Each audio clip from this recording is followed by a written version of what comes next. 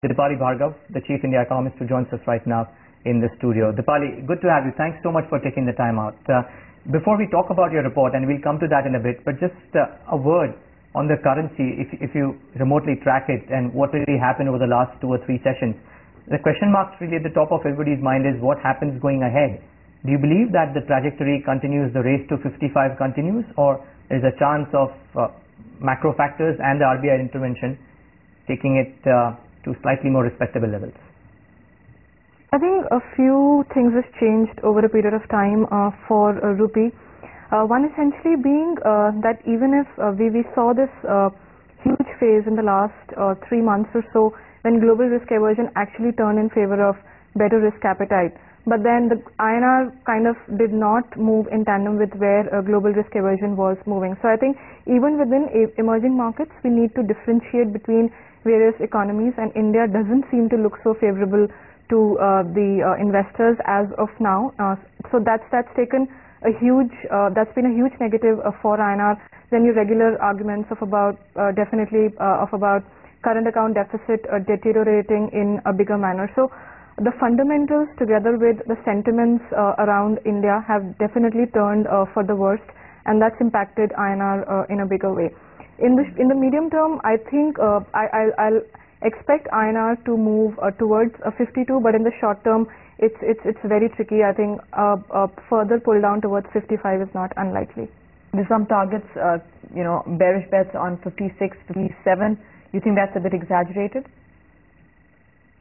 I think most of the negatives around India, both the domestic story as well as what's happening in Eurozone and Greece, is more or less priced in. To the extent that the current move is speculative, it's difficult to take a call on where an end would be to this kind of an up move, because even if after what happened to the EEFC norms, which was announced by RBI, a lot of speculation is going about when is a good time to sell the amount which is even lying in the EEFC account. So at the margin there is some kind of speculation which is still happening, which may drive INR to a higher level. But then over a medium term, I think the sell-off is exaggerated. Okay, Dipali, your report and a couple of interesting things that you pointed out and the implications thereof, which leads you to believe that India's investment cycle is becoming less insulated, and for us to remain insulated or further insulated, there is probably going to be more dependence on foreign capital, because India's saving rate, you were saying, has come down drastically over the last 3 or 4 years. I think when we talk about India's savings rate dropping from about 37 in 08 to about 32 in FY11, we also need to look at what part of that savings rate is productive. So I would call productive savings rate to be essentially household savings rate, household financial savings rate plus private corporate savings. So if you just look at the mix of these two, that's seen a huge moderation in FY11, and what we think is that the moderation is not because of the conventional wisdom that people are flocking towards gold and pumping in money into other assets as well. I think it's primarily because people are genuinely moving away from financial assets. So just look at the way the composition of household assets has changed just in the last 3 years. Banking deposits is the major chunk of household financial assets, so that's gone down from about 50% then to about 44% now, which is a huge correction for an economy which is primarily dependent on that being the key source of savings. So look at the other sources, for example, life insurance, mutual fund, provident funds, shares and debentures, a huge collapse there as well. Life insurance, a very minimal increase in the last 2 years or so. So what we're talking about is it's really the regulatory changes which have happened over a period of time, together with the macro environment which has prompted the households to move away from financial assets rather than it being a pull factor which is coming from gold.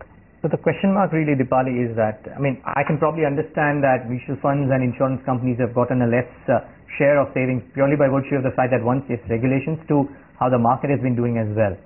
What happens ahead? Do you believe that this is the trend that will continue? People will flock away from financial assets till the time regulations change and markets improve, and there will be more and more investments either in cash or in physical assets? Absolutely. Just look at this one regulation which was brought into the mutual fund industry about this entry load getting scrapped. So the distributors have lost absolutely all motivation to really pull in money into mutual funds, and we've seen huge collapse in money coming in from the domestic guys.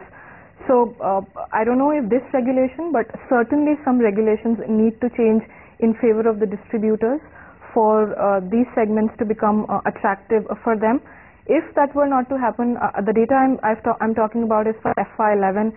We're already into FI 13, so I think for these 2 years again, if we were at 32% in FI 11, I'm sure we've slipped below 30% in these years. So I think savings is an essential component of the whole growth phenomena and the whole growth story of India that we talk about. And if we were to see these numbers moderating, it's a huge question mark about how the widening savings to investment gap will get funded, and hence the dependence on foreign savings getting higher.